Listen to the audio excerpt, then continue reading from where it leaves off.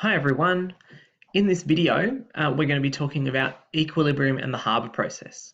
So thinking about how equilibrium principles and Le Chatelier's principle apply in the specific situation of the Haber process. So some of the specific dot points we're going to look at are explaining why the rate of reaction is increased by higher temperatures. And then we're going to look at explaining why the yield of product in the Haber process is reduced at higher temperatures using Le Chatelier's principle.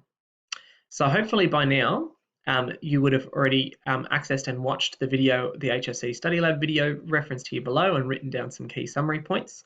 This should help to add and elaborate a little bit on that for you.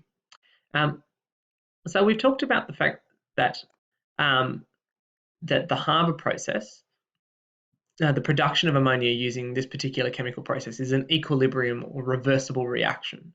So that is, we take nitrogen and hydrogen gases and use them to produce ammonia, but also ammonia gas can decompose back into nitrogen and hydrogen gas. So that means that because it's an equilibrium, that we can use some of the principles we've already learned to help to boost the yield and the rate of production of ammonia. But first we need to kind of get clear in our minds what we mean when we talk about reaction rate and yield. So when we're thinking about reaction rate, we're thinking about how fast the chemical reaction occurs. So how much do we produce? So it's moles, typically like moles per liter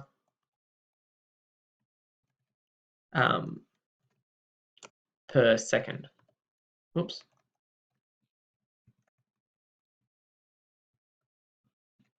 So how much, what concentration do we produce in a given amount of time? So how quickly is that happening? And the yield, when we're talking about the yield, we're thinking about how much product do you get? So when you establish equilibrium, or when, how much at the end of the whole process, exactly how much of that substance do you have?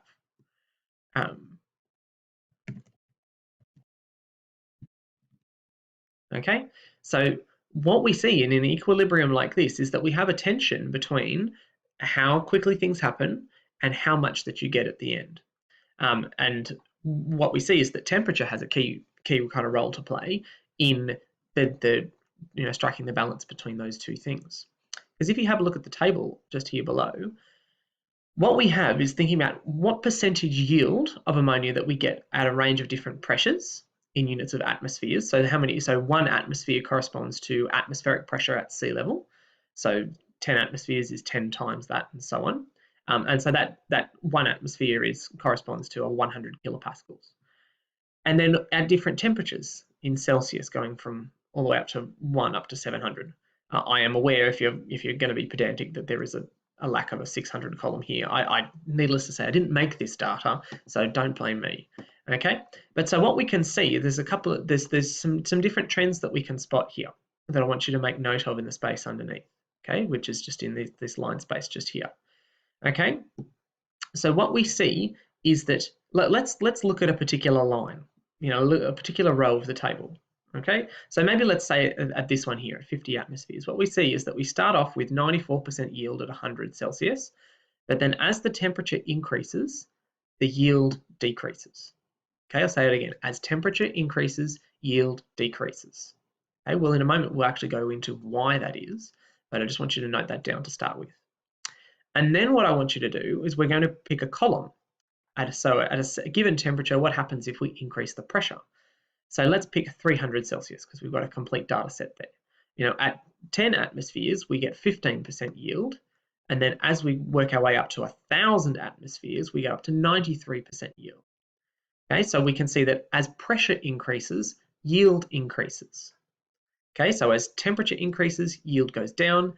As pressure increases, yield goes up.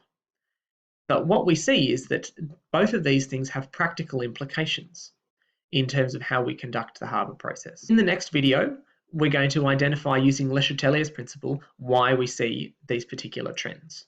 Okay, thanks very much for watching. Bye for now.